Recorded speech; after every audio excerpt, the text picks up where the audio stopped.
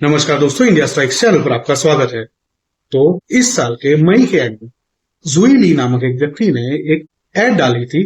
Online job portal पर part time accountancy की job के लिए। एक वैकेंसी थी जिसके सामने पहले 24 घंटे के अंदर उसको 142 एप्लीकेशंस मिली। जी हाँ, एक पार्ट टाइम अकाउंटेंसी की जॉब के लिए 142 एप्लीकेशंस उसको मिली within first 24 hours of posting that job vacancy.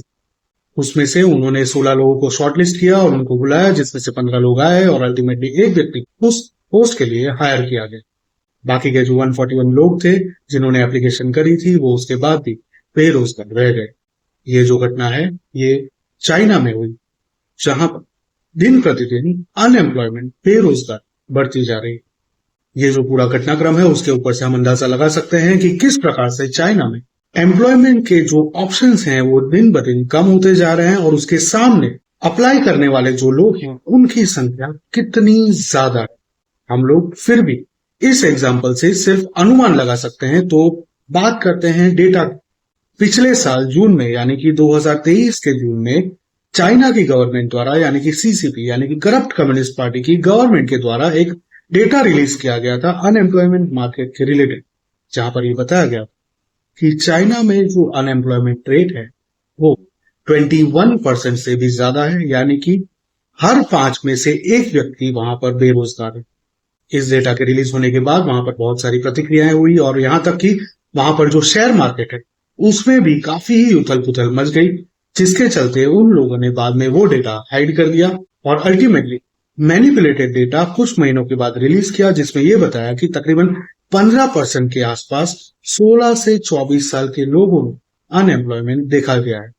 15% बेरोजगारी का मीनिंग होता है हर 6 में से एक व्यक्ति वहां पर 16 से 24 साल की एज में बेरोजगार बैठा हुआ है। तो ये अगर चाइना की जो पूरी पॉपुलेशन है उसके सापेक्ष में, उसके कंटेक्स्ट में देखा जाए तो ये भी एक बहुत ही बड़ी संख्या हो जाती। इसी के चलते वहां का जो पूरा शेयर मार्केट है वो पिछले काफी लंबे समय से क्रम्बल होते जा रहा है। वहां से कई सारे billion dollars Chinese share market से गायब हो चुके हैं। फिर भी कई सारे लोग ऐसे हैं जो चाइना की इकोनॉमी की बड़ाई करते हैं, क्योंकि चाइना को दुनिया की दूसरी सबसे बड़ी इकोनॉमी के तौर पर देखा जाता है। लेकिन हकीकत यह है कि जिस तरह से उन्होंने यहाँ पर अनएम्प्लॉयमेंट का जो डेटा है जो जून 2023 में 21% से भी ज्यादा था उसको मैनिपुलेट कर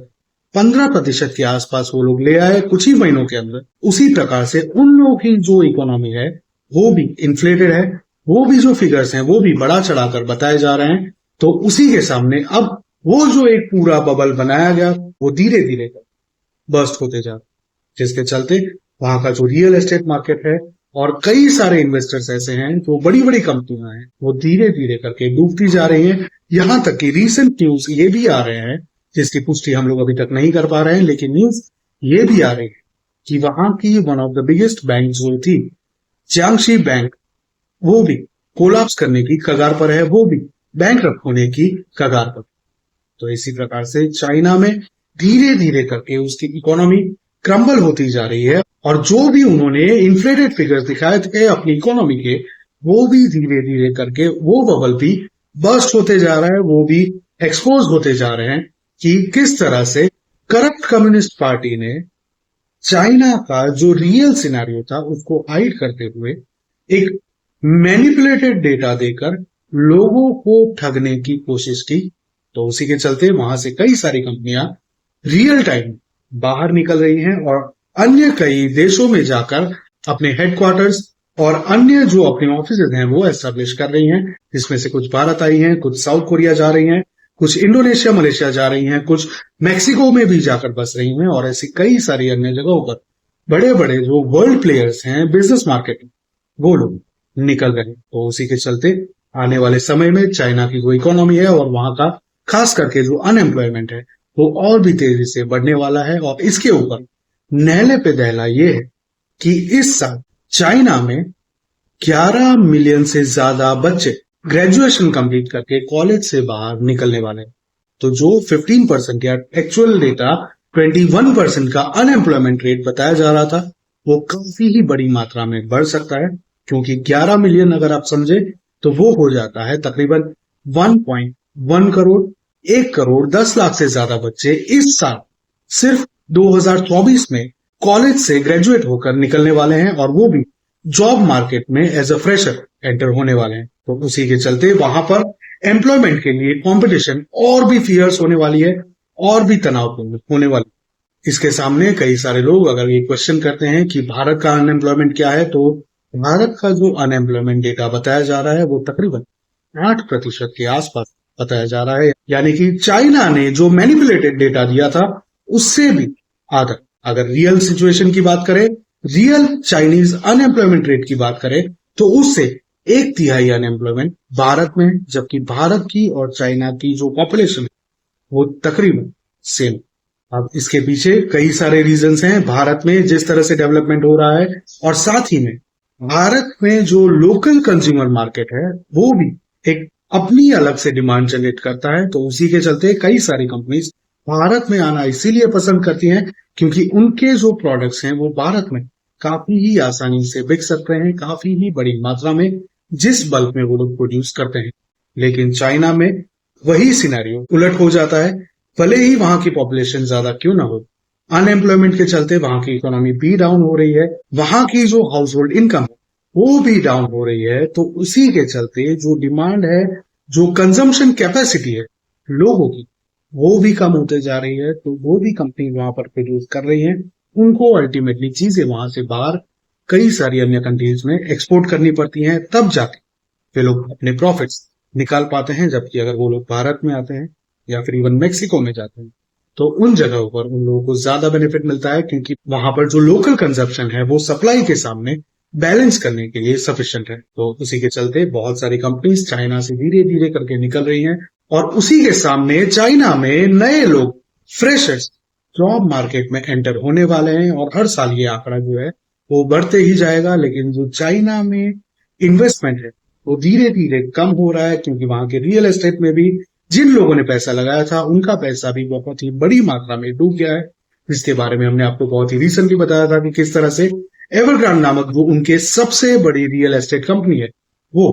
तकरीबन बैंकरप्ट हो चुकी है। तो उसी प्रकार से कई सारे और रियल एस्टेट जायंट्स हैं जो धीरे धीरे करके क्रम्बल होते जा रहे हैं, और उसी प्रकार से कई फाइनेंशियल इंस्टीट्यूशंस और अन्य कंपनियां हैं जो अपना स्टाफ कम कर रही हैं, या फिर एटलीस्ट स्टाफ का जो एक्सपेंडिचर है उसको कम कर रही है, ताकि उनकी जो प्रॉफिटेबिलिटी है वो मेंटेन हो सके, उनका जो रिस्क वो कम हो सके। तो उसी के चलते आने वाले दिनों में चाइना के लिए, चाइनीज लोगों की परिस्थितियां और भी विकट होने वाली हैं, और उसके लिए जिम्मेदार होंगे मात्र और मात्र जिनपिंग दपू और corrupt communist party of China, जिनकी पॉलिसीज इतनी स्ट्रिंजेंट है कि कंपनीज वहां पर स्टेबल रहकर काम नहीं कर पा रही हैं, और साथ ही में इतनी स्ट्रिक्ट है कि कंपनीज जिस तरह से अपना प्रॉफिट बनाना चाहें उस तरह से वे लोग प्रॉफिट बना पाए। तो उसी तरह से कंपनीज को गवर्नमेंट की साइड से भी, करप्ट कम्युनिस्ट पार्टी की साइड से भी कई सारे चैलेंजेस फेस करने पड़ रहे हैं, जिसकी वजह से भी कई सारी कंपनीज चाइना से बाहर निकल रही हैं। और बहुत सारी कंट्रीज ऐसी हैं जैसे कि भारत, जहां पर ये जो रूल्स हैं एस्टेब्लिशमेंट के लिए, कंपनीज के लिए, स्टार्टअप्स के लिए, अलग अलग इंटरनेशनल ऑर्गेनाइजेशन के लिए, वो फ्लेक्सिबल किए जा रहे हैं, उसको इजी किया जा रहा है, ताकि वे लोग आसानी से यहाँ पर अपना बिजनेस सेटअप कर सके, जिससे भारत में और भी एम्प्लॉयमेंट जनरेट होगा, और साथ ही में जो भारत में हाउस होल्ड इनकम है वो भी ऊपर जाएगी, और उसी के सामने जो कंज्यूमर मार्केट है वो भी ऊपर जाएगा। तो उसी के साथ सप्लाई डिमांड का जो पूरा साइकिल है वो और भी रैपिड होगा, और इवेंचुअली वो भारत की इकोनॉमी को और भी तेजी से आगे बढ़ाएगा। और उसमें सिर्फ लोगों का ही नहीं, बल्कि वो भी कंपनीज भारत में आकर एस्टेब्लिश हो रही हैं या फिर भारत में पैसा लगा रही है, उन लोगों का भी फायदा होगा। तो इसी प्रकार से चाइना की जो इकोनॉमी है वो धीरे धीरे करके क्रम्बल होती जा रही है। वहां के जो लोग हैं उनकी जो स्पेंडिंग कैपेसिटी है वो लो होती जा रही है, जिसकी वजह से वहां की जो कंपनीज हैं जो प्रोडक्शन कर रही हैं, बल्क प्रोडक्शन कर रही हैं, उनको काफी ज्यादा लॉस हो रहा है। तो उसी के चलते वो लोग स्टाफ में भी कटौती कर रहे हैं, स्टाफ एक्सपेंडिचर में भी कटौती कर रहे हैं, और नए नए लोग मार्केट में आ रहे हैं। तो आने वाले समय में देखना होगा कि किस तरह से सीसीपी इसको काउंटर करती है। इसके लिए बहुत ही मेजर रिफॉर्म्स चाहिए होंगे। हम लोग इकोनॉमिस्ट नहीं है, we are not experts in economy, but still we do understand कि अगर आप किसी जगह पर इतने गलत हो रहे हैं कि आपकी जो इकोनॉमी है वो इस तरह से गिर रही है कि आपके लोगों का जो लाइफ स्टैंडर्ड है वो भी गिर रहा है, पूरे देश में सभी लोगों का लाइफ स्टैंडर्ड अगर गिर रहा है तो आप कहीं ना कहीं गलत हैं और आपको बहुत ही बड़ी मात्रा में रिफॉर्म्स की जरूरत है। तो आने वाले समय में देखना होगा कि किस तरह से सीसीपी इसको काउंटर करने के लिए स्टेप्स लेती है। क्या वो फिर से मैनिपुलेटेड डेटा प्रेजेंट करती है या फिर एक्चुअल में कोई स्टेप्स लेती है, जैसे कि रिसेंटली शी जिनपिंग ने बताया था कि वे लोग 2025 के एंड तक हर साल 1 मिलियन जॉब अपॉर्चुनिटीज क्रिएट करने की कोशिश करेंगे, लेकिन वो सफिशिएंट नहीं है। जैसे कि हमने आपको बताया, हर साल 11 मिलियन इस साल होने वाले हैं कॉलेज ग्रेजुएट्स जो जॉब मार्केट में एंटर होंगे। तो हर साल on an average conservative figure में भी पकड़ लेते हैं तो मिनिमम 5 मिलियन लोग, मतलब कि मिनिमम 50 लाख लोग अगर एंटर होते हैं जॉब मार्केट में, उसमें से सिर्फ एक ही व्यक्ति को जॉब मिलता है। अगर 1 मिलियन जॉब्स वो लोग क्रिएट करते हैं और वो भी इंटर्नशिप के बेस, तो वो सफिशिएंट नहीं होने वाला है। तो उसी के चलते चाइना में इनस्टेबिलिटी और भी बढ़ने वाली है। जैसे जैसे अपडेट्स आएंगे हम आपके साथ जरूर शेयर करेंगे। आपको ये खबर कैसी लगी और क्या आप इस इन्फॉर्मेशन से वाकिफ थे या नहीं, ये हमें कमेंट में जरूर बताएं। ऐसे कौन से स्टेप्स हैं जो भारत की सरकार ले सकती है जिससे आने वाले समय में भारत की हालत चाइना के जैसी ना हो, वो भी हमें आप कमेंट में जरूर सजेस्ट करें। वीडियो को लाइक करें, चैनल को सब्सक्राइब करें। मिलेंगे अगली खबर में, तब तक के लिए जय हिंद, हर हर महादेव।